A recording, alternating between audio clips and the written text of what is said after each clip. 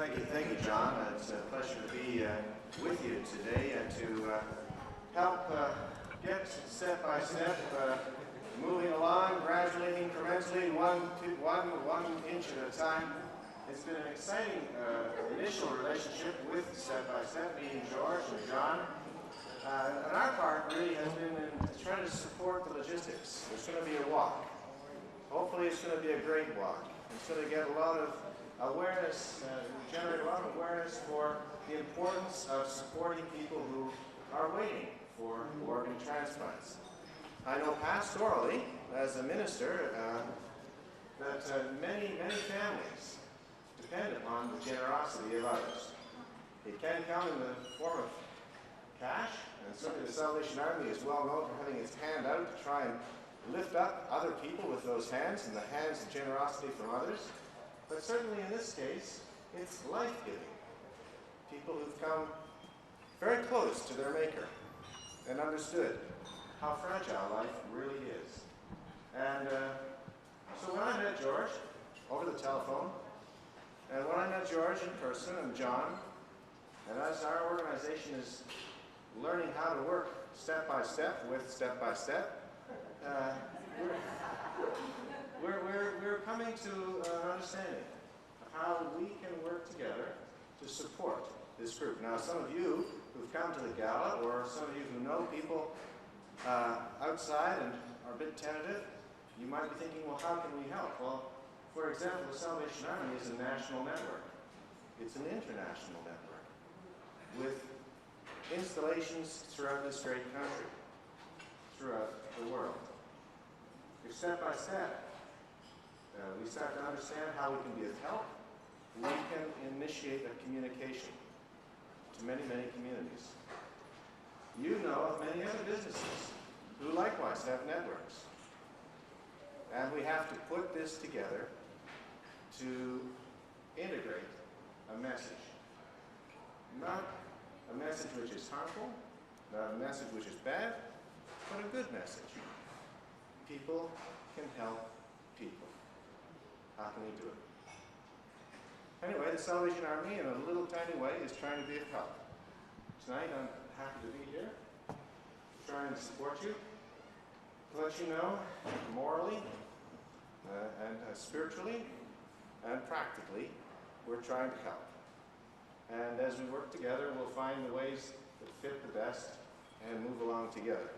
So as you know the people in the community, people in the businesses, invite them to investigate and explore how they too can help other people. Enjoy your meal, enjoy your discussions, and think carefully about how you too can get alongside and take a step by step.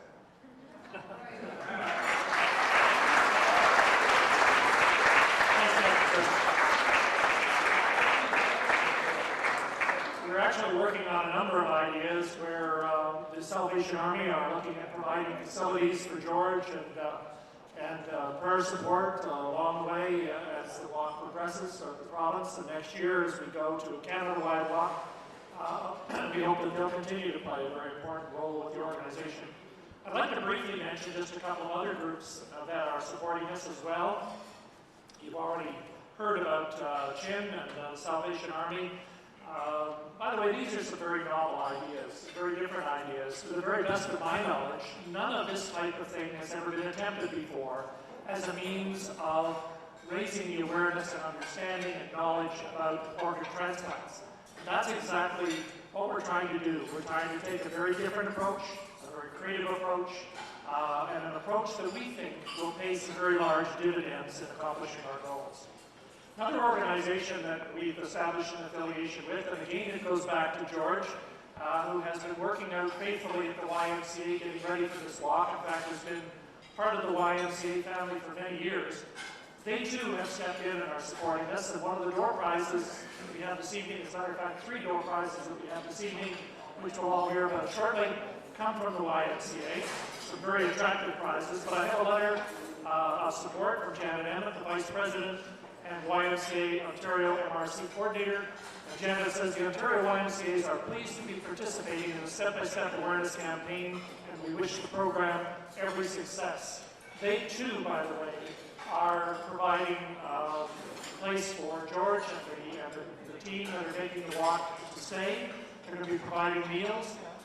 We see other very inventive things happening in the future where we will be using facilities of the YMCA and facilities of the Salvation Army offices and churches to hold things like seminars to help support patients who are waiting for organ transplants. I can tell you, speaking personally, that the period of time that you go through while you're waiting for a transplant to arrive is an incredible experience. It's one where you do indeed realize how fragile life truly is. As I mentioned earlier, a number of the people that I got to know while I was waiting didn't make it, didn't survive the process because organs weren't available. And one of the experiences that I had was when I first became ill. My disease is a disease called PSC, or primary sclerosing cholangitis, big name. It's a very rare disease. You may have heard of the chap with the Chicago Bears, Alden Payton, who just went public and announced he's waiting for a liver transplant. He too is suffering with PSC disease. About 2 to 3 out of every 100,000 people develop the disease, and no one knows why.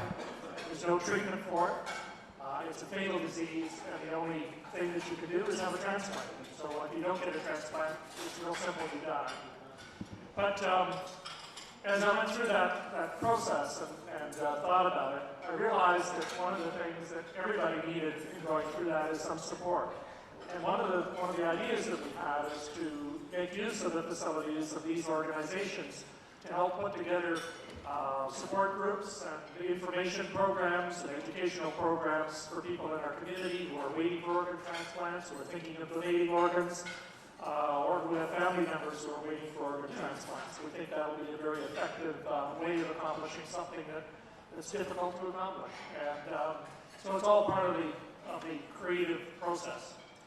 As most of you, I think, know, we've been donated a brand new van from Al Palladini Motors. And they've also sent a letter this evening just saying Al Palladini, Pine Tree, Lincoln, Mercury would like to wish everyone who's involved with step-by-step, all the best in health and prosperity. We hope your journey will be a great success. And we owe them a big vote of thanks. I mean, to be donated a vehicle like that for the walk is tremendous support. You may see it out front. You will also see that it's been well decorated now with corporate sponsorship. As a matter of fact, we have an invitation we're extending to a number of companies. For a donation of $1,000, you get your name on the vehicle. $10,000 will give you a big name on the vehicle. I mean, we can be very generous in that regard. And you'll see that we've got a number of names on there. People like Nike, people like Quebecor. Wally is here with us this evening. Wally, in fact, has been provided by Quebecor to be part of the walk team on the payroll of Quebecor. We're talking several months on the payroll for a senior individual with the Quebecor organization. Again, tremendous support coming from the corporate world to help us accomplish these objectives. Wally, thank you. Please extend our thanks to Quebecor. Here's a letter from David Day with Nike Canada. On behalf of Nike Canada Limited, I'd like to wish you the best of luck with Step by Step. It's a very worthy cause, and we applaud the great commitment you're making. We will all be cheering you on as you make your way across the province. We're honored to be associated with Step by Step, and we look forward to hearing from you at the end of your journey. Nike have provided over $5,000 worth of equipment so far for George to wear, multiple pairs of shoes, clothing, and various other items, and you'll see their name, of course, on the side of our van. I'd like to also take just a minute to introduce, I referred to her earlier, Princess Kayla. She's with the Ontario Renaissance Festival. Princess Kayla, would you stand up, please?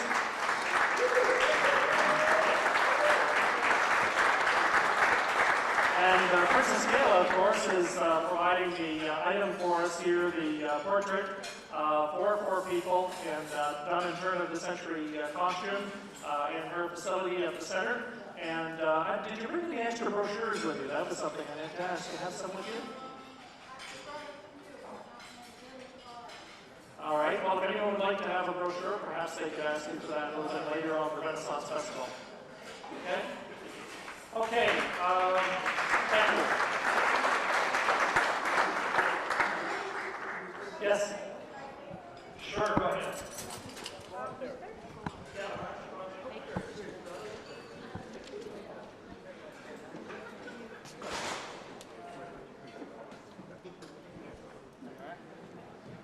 Oh, maybe a little. I would just like to say good day to you, my ladies and lords. It is so wonderful to be a part of all this, and I'm really wishing George all the best in his walk. And I know we're all with him, and I know he's going to make it, because he has all the support that he really needs, and even more.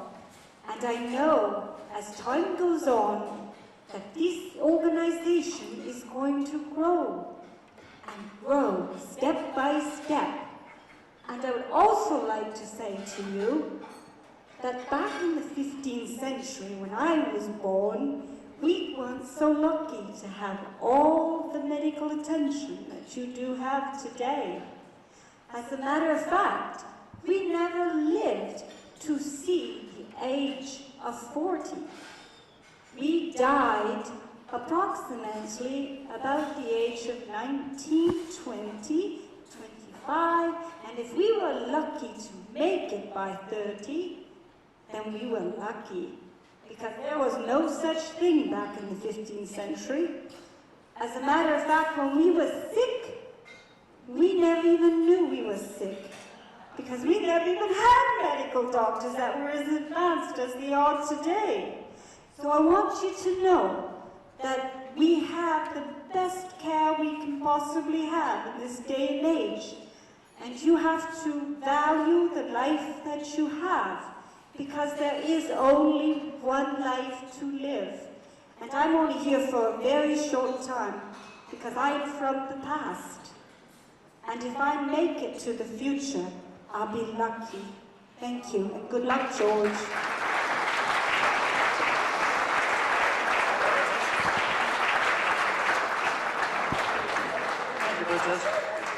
All right, we're going to set up for the keynote speaker this evening, Dr. Paul Gregg, Chief of Surgery with the Transplant Unit at Toronto Hospital.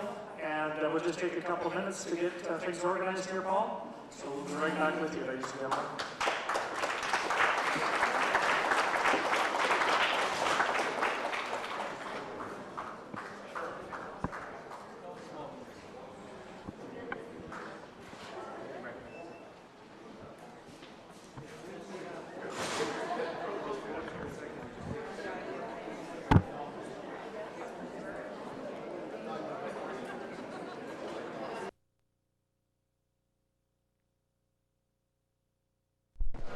Ladies and gentlemen, if I could ask you to take your seats.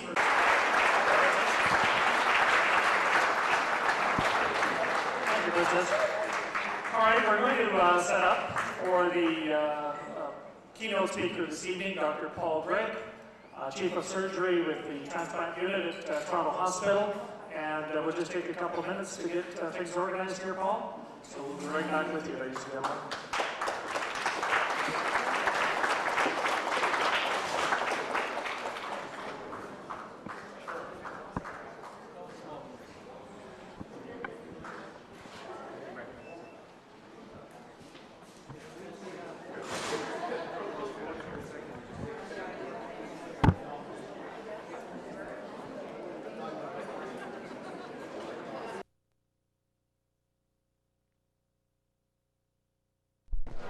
Ladies and gentlemen, if I could ask you to take your seats, we're going to have our keynote speaker.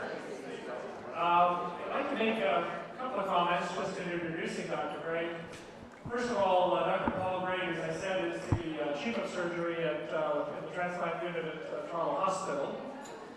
Paul is also a member of the Board of Directors of Step by Step, and we are delighted and very proud to have Paul as a member of our board. I can remember well the first time I went, and it was a very positive and very difficult meeting. to make positive, but he did so. He did it in a very kind and caring and supportive way, and that's a difficult thing to do. So he's here with us this evening to talk a little bit and help educate all of us a little bit about the transplant situation that we have in Canada. You should know that Paul has done over 500 liver transplant operations, which is, by the way, the most difficult single organ transplant process that there is. It's more difficult than the heart. So we're hearing from a true expert. And with those few words, Paul, please come forward.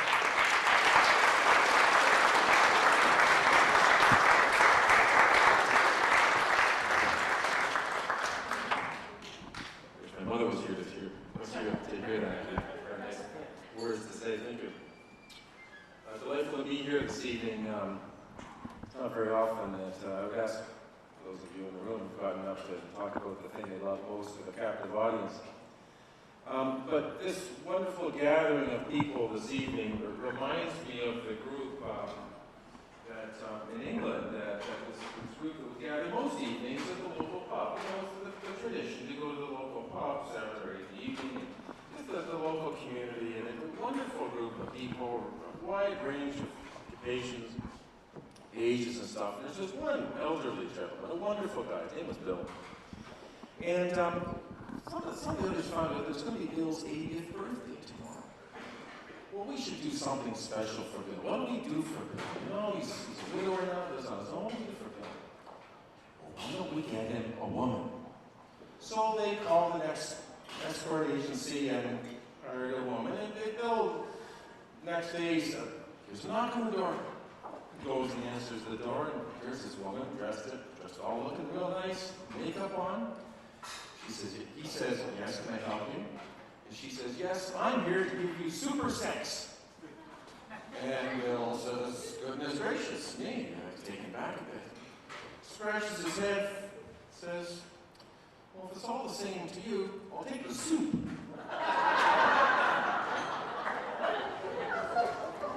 Now, tonight instead of soup, we have the pasta.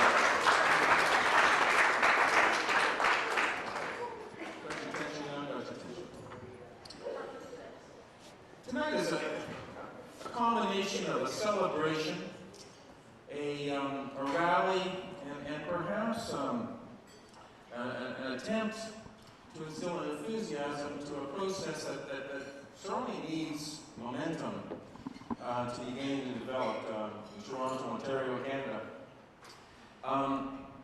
Because we can't transplant patients with organ donation. Now, what I'd like to do this evening, and cut me off, hit the hook if it gets a little long, John, talk about organ donation in Canada. I'm a serious Canadian. I'm very proud of my country. I choose to live here, raise my children as a country.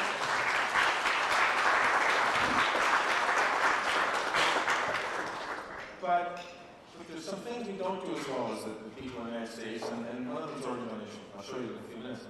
I'm going to talk to you about the fact that we're the victims of our own success. I'm going to identify the problem and talk a bit about the potential. Here's the potential right here, because there is considerable support and opportunity in that slide.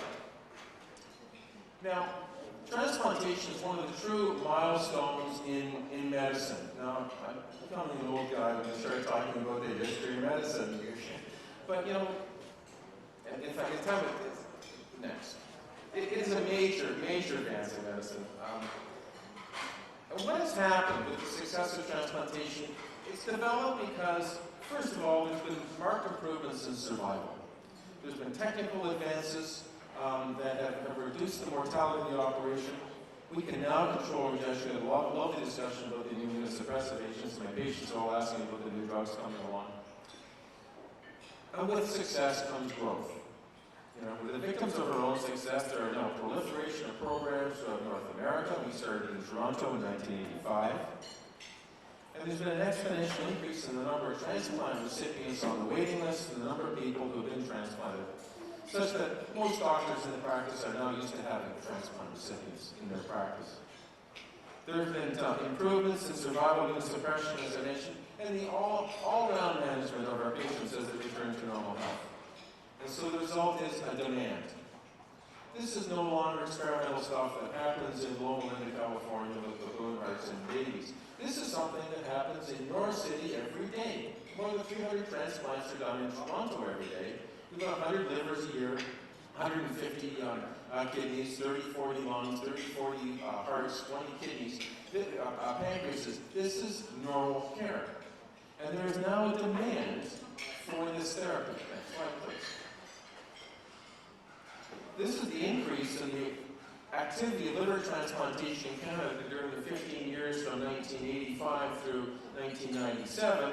And you can see that we do about 350 liver transplants in Canada. We do a liver every day in Canada. Next slide, please.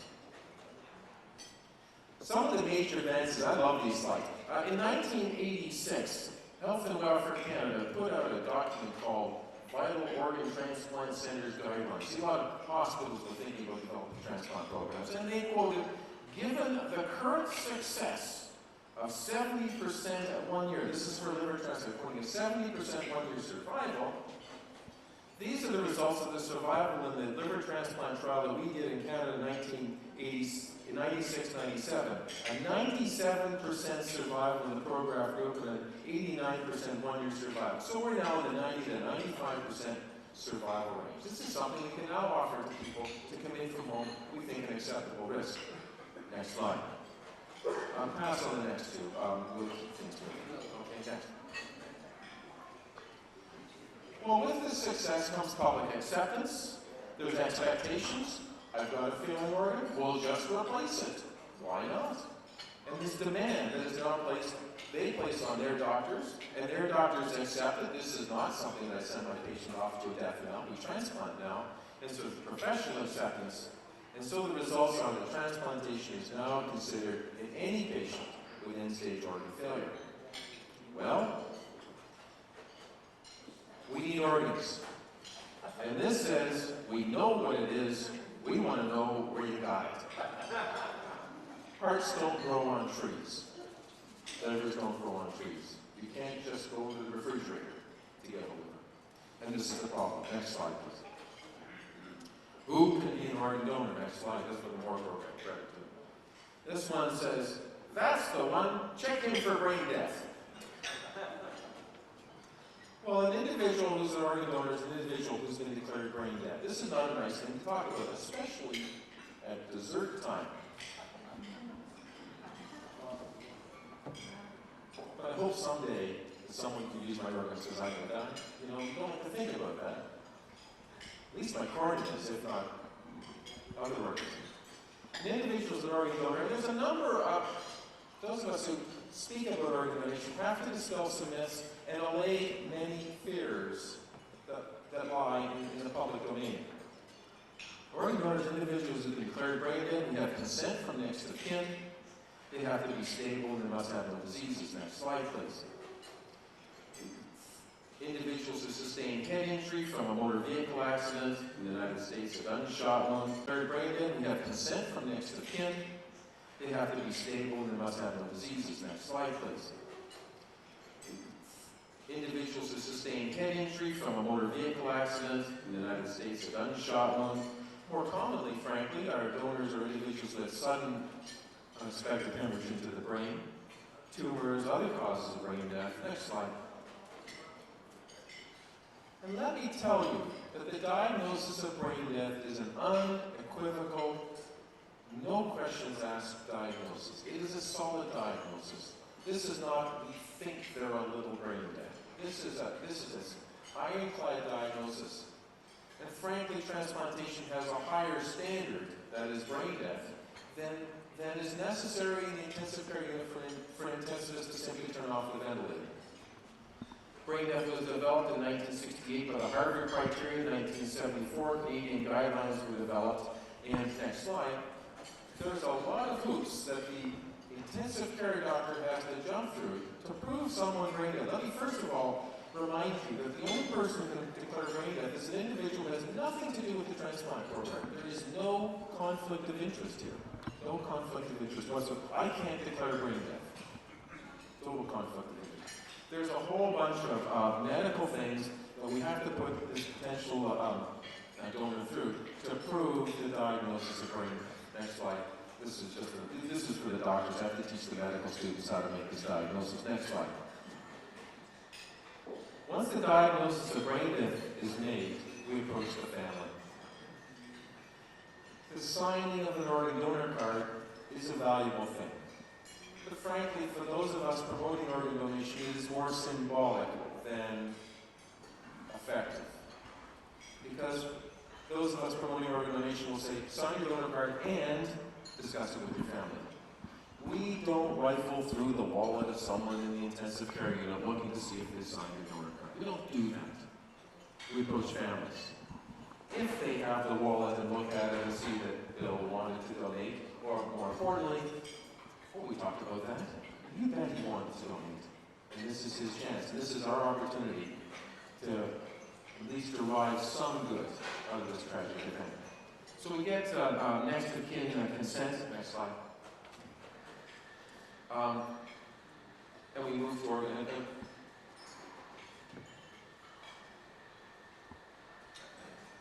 Organ donation is based upon altruism. We talked about that earlier this evening. That the altruism that someone is going to give their loved one's organs, heart, lung, liver, kidney, to pass on life to other people. While that is an altruistic act, the gift of life, we mustn't forget that the doctor and the nurse at the bedside are equally altruistic because they have to take care of this individual. They have to help the family through this. And quite frankly, the whole organ donation process depends on the doctor or the nurse at the bedside to initiate the process. Someone's got to say, hey, you think this person might be an organ donor? You can't rely on families to initiate that. This is a sudden tragic loss of life. Someone has to initiate the process, and right now, it's the doctors and the nurses at the bedside upon whose altruism we are able to pass on life. A component of altruism that we must not ignore, and I frankly think a group of individuals that need more attention in the area of promotion of organ donation. Next slide, please. Okay, well, the demand clearly has exceeded the supply. The consequences, very profound. Not everybody gets on the transplant waiting list. I tell folk every week, I'm sorry, but your risk for transplantation is too high. I'd love to be able to transplant you. I got OR time, I got sutures, I got nurses, I got beds, but I don't have organs, and your risk is too high. I'm sorry. For liver, for heart, for kidney. So we limit the patients who get on the transplant waiting list. What a terrible thing. Time waiting. John talked about the time waiting. Next slide. Look at this. These are the time waitings for kidney transplantation, liver transplantation. Look at lung. Lung transplantation just blossom between 84 and 85. Hearts, you know, they really limit the patients who get on the transplant waiting list. So the heart wait is well, frankly, they can't wait that long. So there's a natural selection off the list. But this is absolutely unacceptable, and all the other countries throughout the world have this increasing wait time. The list is the liver transplant waiting list in Ontario. There are 200 people on this waiting list. 20% of these people are going to die before liver comes in. Terrible thing. These are my patients. But I can't transplant them. When you flip through this to find the blood type O patient who's sitting at the top of the list waiting at home, and that person was listed in October 1996. 2.5 years. Eking out an existence at home. That's terrible. Terrible thing. Next slide. That's the problem. And this is the source of the problem. Organ donation has plateaued in Canada over the past 5 years. There have been 350 to 400 organ donors in Canada. And it's really, if you're a half-full person, rosy glasses, you might say there's a trend. But this is not a dramatic or impressive trend at all. Next slide, please. And this happens across Canada. Sorry for the busy slide, different colors with different years. Here's Ontario at 13.5 donors per million population. Don't get me wrong, this is not a nice number to talk about the number of donors per million population. It's not like we wish it upon anybody, but if you're going to look at a problem, you got to analyze it. 13.5, and that's the Canadian average, 13.5 donors per million population. Where do we fit in the world? Well, we fit right here between Austria and Hungary in the organ donation race in the world, with Spain, United States, France, exceedingly better than us. And I'm going to show you a little more detail here on Spain and the U.S. because let me show you the potential. Next slide, please. This is the United States from, what's that, 90 to 95? Is that what that is? 89 to 95. There's been an increase from about 15 to about 22. And look at Spain. Spain has doubled their organ donor rate. Some of those of you who are following organ donation will hear us talking about the Spanish model, in which every intensive care unit in Spain has a professional whose full-time, whose half-time job is to promote organ donation and facilitate the process. Approach families, speak Spanish to the Spanish, but to do it properly. And look at the results. Here's the potential. We're right here. There's where we are. And we have the potential for at least doubling our organ donor rate. Can you imagine the impact it would have on this list? Next slide, please. There's a lot of support for organ donation. Lots of surveys have been done. The public at large, 80% of people would sign their donor card, and 85 would consent to their loved ones' organs. There is support by the public. The government, there is support from the government. There's legislation, there are required request laws. This document came out 2 months ago. This is the result of the Standing Committee on Health. Alan Rocks has to respond to that over the next 90 days. And this is entitled Organ and Tissue Donation and Transplantation, a Canadian Approach. They interviewed dozens and dozens and dozens of people. Basically, they've written down what we've been telling them for about a decade now. And it looks like the feds are going to put serious coin to the problem of organ donation in this country. I'm not a businessman, but businessmen say, think globally, but act locally. And that's what we're doing here. They can do all of these sorts of things. But if we want something done in Toronto, we've got to do something in Toronto and in Ontario. And perhaps we can influence the rest of the country. Next slide, please. So, there are some solutions. Increasing local organ donation clearly is the most important thing we have to do. I will pass now on some of the desperate measures we've gone through to increase the utilization of the organs that are offered to us. Next slide, please. John hasn't been to show any gory slides, so those who are expecting the gory pictures, they're not coming. What are the barriers to organ donation? Well, there is a lack of awareness. There's no question there's a lack of awareness. I surround myself and transplant people, and the other transplant recipients here are part of the family. They are aware. But you go and have dinner with a dozen other people, they thought about organ donation, never happened to me. So there is a lack of awareness, and step by step, I think this is one of the most important things that step by step can do, is at the grassroots level, increase the level of awareness that this is something that is the norm. I want to live in a society in which we were talking about presumed consent, where the government can just take your body and take your organs. I don't think that's right. Personally, I want to live in a society in which there's presumed intent. That when we stand at the bedside, you go and have dinner with a dozen other people, they thought about organ donation, never happened to me. So there is a lack of awareness, and step by step, I think this is one of the most important things that step by step can do, is at the grassroots level, increase the level of awareness that this is something that is the norm. I want to live in a society in which we were talking about presumed consent, where the government can just take your body and take your organs. I don't think that's right. Personally, I want to live in a society in which there's presumed intent. That when we stand at the bedside and someone dies, we just presume that they would like to pass their organs on and talk about it. Speak to the family and say, here's your opportunity now. Here's your opportunity. It's our task to help them through this difficult time, but here's their opportunity to pass on life. And in fact, what this person would like to occur anyways. Next slide, please. Organ donation is an altruistic thing. It's one of the finest things you can do in life. It's the last thing you can do in life.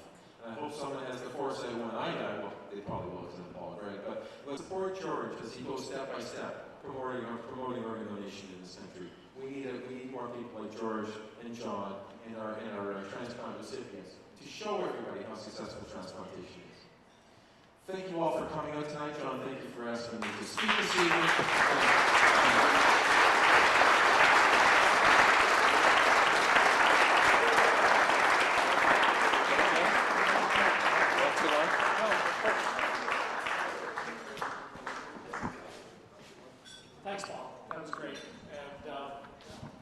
tell you it's a lot easier hearing those kinds of numbers and seeing those statistics and learning about that after a transplant than before. Okay, we've got a number of other things we're going to cover this evening, but I'd like to take now the opportunity to introduce George Marcello officially to you. Where is he? Where's George? Come on up, George. Tell us a little bit about the walk around this George.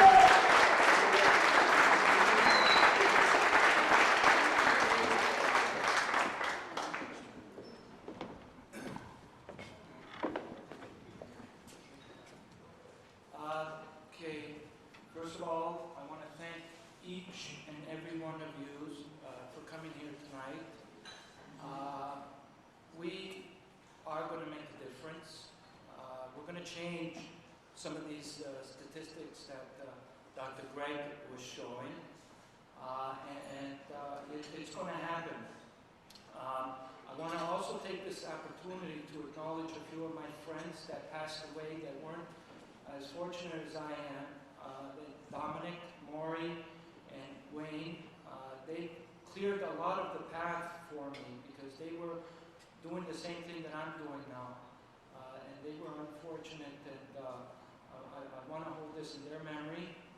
And also my mom that passed away about a year and a half ago, who has been one of the most motivating factors for me to do this.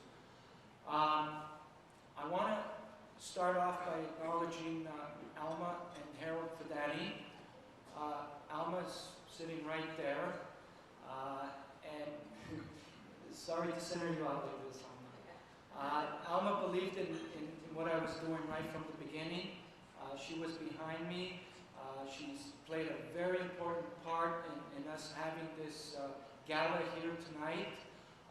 Her husband, Harold, has contributed some very important things that we're using at the office, and I want to thank them both, and I'm really happy that you're feeling better.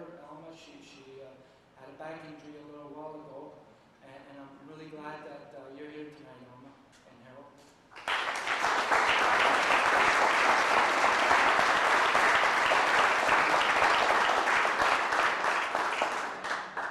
I also want to thank Andrea Horowitz, who was very, very instrumental in me getting all my Nike stuff. She actually did everything. And I love Nike. I wasn't going to settle with Brooks. I won't tell my neighbor. Okay. We'll keep it away from me, John. Andrea, thank you very much. And I'm glad that you're here enjoying yourself, and we'll talk afterwards.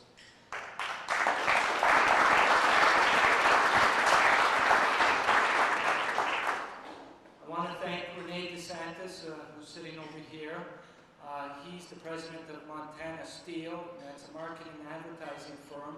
I approached Rene about 4 or 5 months ago, and I came up with that idea. I think at the beginning he thought I was crazy. Rene has been playing a very important part in making this materialize as far as from a marketing and advertising point of view. We wouldn't have gotten here this far without his help. And I want to mention someone who I was hoping to be here tonight, and that's Marianne. She's a gem. She's been extremely helpful. So, Rene, thank you very much.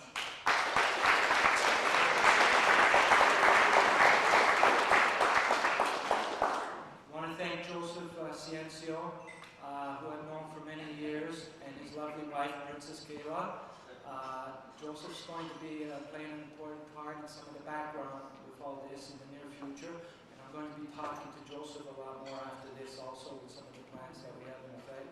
He's a very distinguished photographer, and I'm very glad to have him as my friend.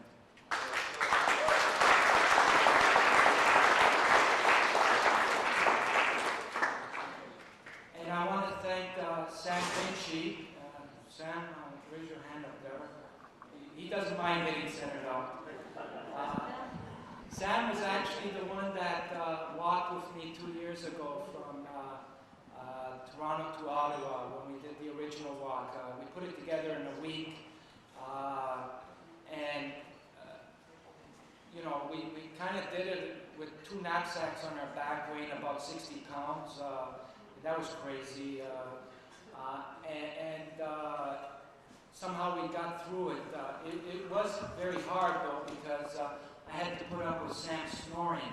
And I never knew this at the beginning, but a lot of people warned me. And you know, I thought, well, how bad could somebody snore? I found out how bad. There wasn't earplugs around they don't got earplugs around to combat Sam snoring. So I was having very, very restless nights. Also, he's got some kind of pitch to his snoring, because in the morning, I'd open up the window curtains and there'd be moose there. I think he's got some kind of meeting call.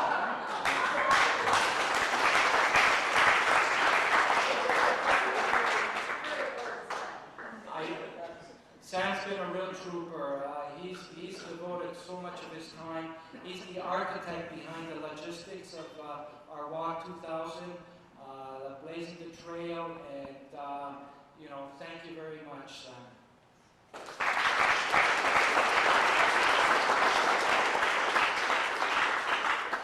And I want to move over to this good-looking guy over here, Wally.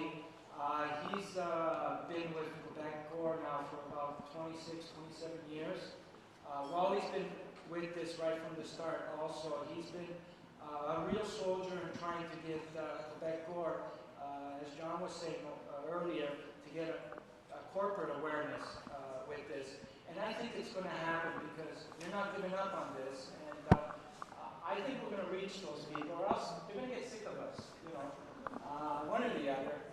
So I really want to thank Wally's the official driver. He's going to be doing most of the driving in the next 3-4 months. He's a very good driver too. And he doesn't snore. So thank you very much, Wally, and Quebec.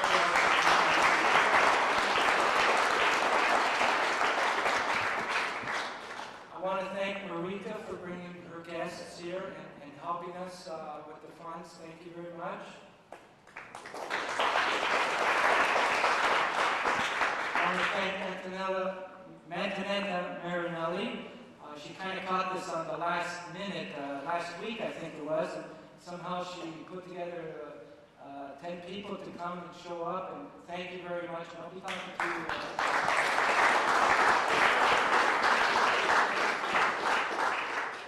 We also have a couple of students here from Conestoga College who we didn't get a chance to talk about, but we have some very big plans with the colleges and universities. Conestoga College is going to be setting up a step-by-step week in the fall. I want to thank Antonella Marinelli. She kind of caught this on the last minute, last week I think it was, and somehow she put together 10 people to come and show up, and thank you very much. I'll be talking to you.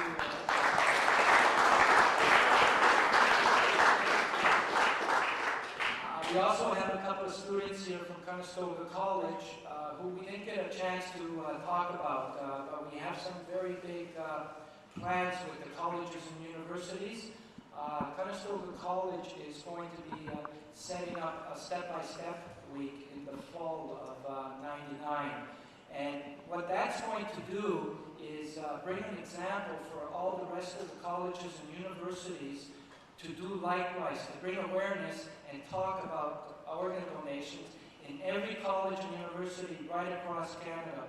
I was hoping that Jack Fletcher could have been here, but he couldn't, and he's the director of the Student Association, and he's the main motivating factor of putting this, but we have some of the students here that are absorbing everything, and I'm hoping that they're going to go back with a whole load of things to work on, and I'm happy to have you guys here.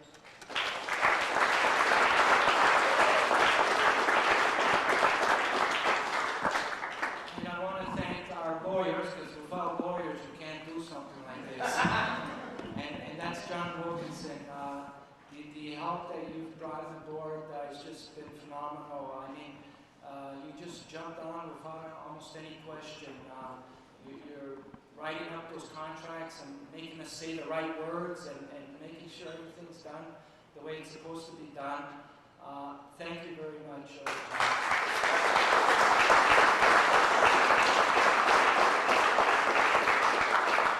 He's also one of our board members. And I do want to thank Dr. Greg for jumping on. This has just illuminated the whole board. As me and John were so excited when you and Dr. Lilly came on board. I think you're going to be able to offer the medical background that's needed. I just can't tell you how excited we were when John gave me the news over the phone. Thank you so much. And Dr. Greg also had a very instrumental part in my surgery and recovery. Thank you.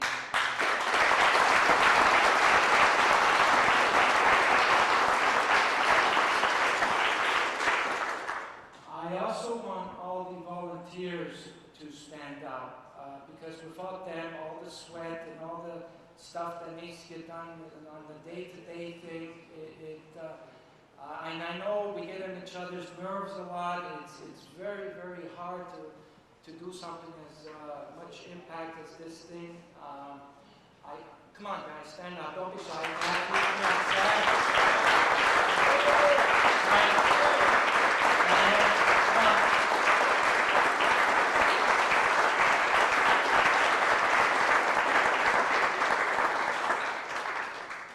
I want to thank my relatives.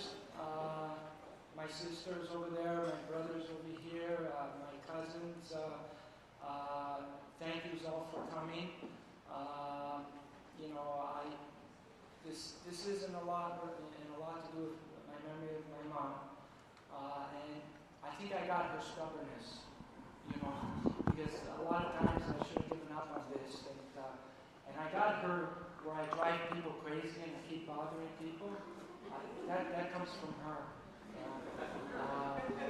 Anyways, I'm really glad that you guys showed up. I really need, my family behind me, and thank you for showing up.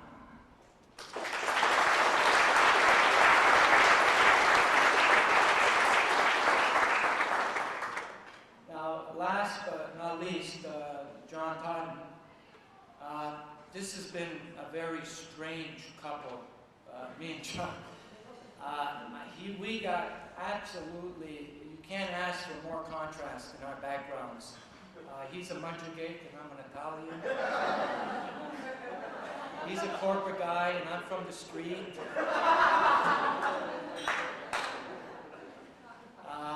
But I think there's no coincidence in this world. I believe that, John. And I got something in my pocket that I hope it's in my pocket. I remember when I was about to give up on this thing. It was in April of '98 last year. I think it was April or March. And I remember a good friend of mine passed away in Nori. And I seen Frank there, a friend of mine, and he was chasing me to approach me to talk to me about something. And he said, he was working at this restaurant called Joseph's on St. Clair, and he said, George, I got to tell you about this guy that I met while I was there at the restaurant. And this guy, he just wouldn't stop talking about his transplant, And Frank has a good eye for corporate people, and that's Frank owned a lot of restaurants. So when he sees these corporate people come in, he likes talking to them. Anyways, what happened was, the result was that John gave his phone number to Frank to give to me. And I later phoned John about a week later. And I think we talked for about 3 hours that night, John. And it was like two energies meeting, or waiting to meet, or because we had a million things on the go. And I remember meeting him for the first time at Kathy and Tony's restaurant, or cafe, Chad's, and we sat down, and we were both excited, and what he left with me was a lot of homework. And he hasn't stopped doing that. And, you know, I still got that agenda that we first sat down, and I'm still looking at that, and I'm still trying to, you know, to reach it. Anyways, what I have in my hands, John, I want to give this to you, is the original card that Frank over there gave to me to phone you. And come on up here.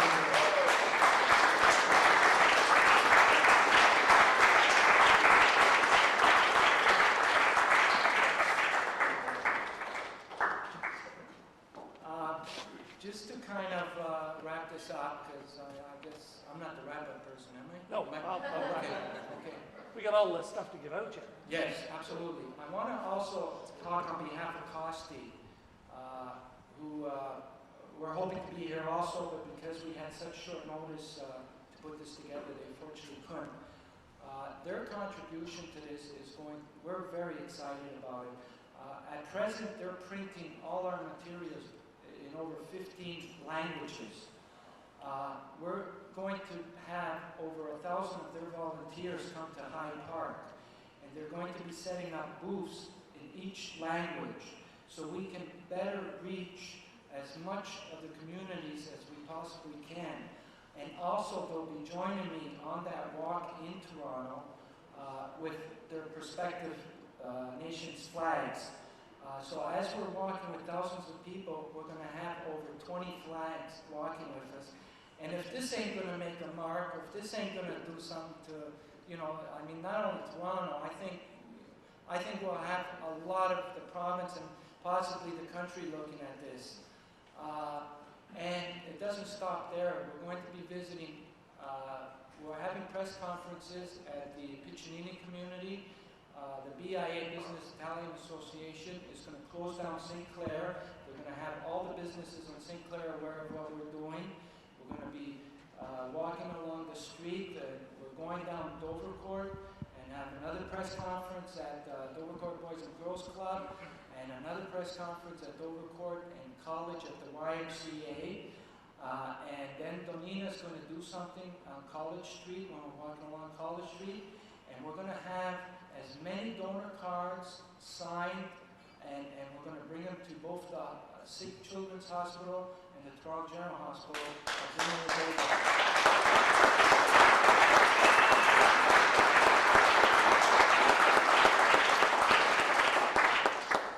It doesn't stop there. We're going to have a barbecue at Sunnyside Beach later on that night with some bands that are going to be coming on. And that night I'll be sleeping at a Salvation Army hostel, and they're going to wake me up with their bands that are going to be coming on. And that night I'll be sleeping at a Salvation Army hostel, and they're going to wake me up with their bugles. And I'm going to start my walk towards Ottawa that morning. Now, what we have, I know you guys heard it earlier, that we have the Salvation Army and the YMCA affiliated with us. At present, there's over 70 activities being arranged right around our route. And there's such things as Windsor, for example, is holding a step-by-step day when I come to Windsor, and when I go through Windsor in late August, where the mayor of Windsor will be joining me as soon as I'm entering the city, and we'll be visiting 10 schools, and there'll be 500 kids waiting at each school, and by the time we go through all the schools, our last stop will be the YMCA. We'll have over 5,000 kids with us. That's only one activity. We have 70 activities similar to that one right around our route. We're going to have a ton of work to do in the next month. And this is why I said the crew that you've seen there is the majority of the people that are putting it together. I think by the end of this, if we haven't made a mark, I give up. So once again, I hope I haven't missed anybody. I'm really so thankful that everybody's come here, and you know, In the memory of my mom, I'm doing this, and also to thank that donor family that donated their loved one's organs so I may be here. Thank you.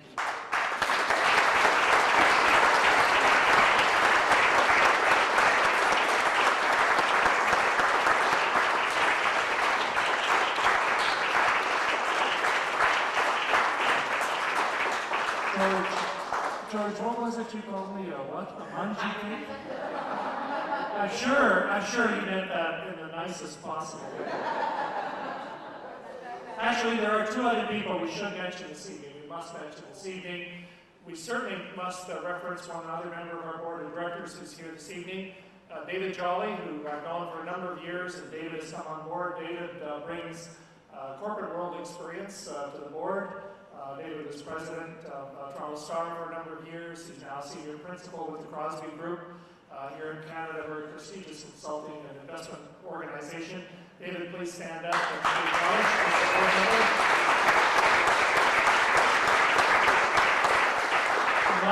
And last but by no means least, to put something like this together requires someone to make an incredible, dedicated effort to pull it off. And we've been very fortunate to have someone who put out that effort and who did all of the organizing and work to make this thing happen this evening. And that's Diane Burnett, back at the back of the room. Diane, would you please stand up and allow us to acknowledge you?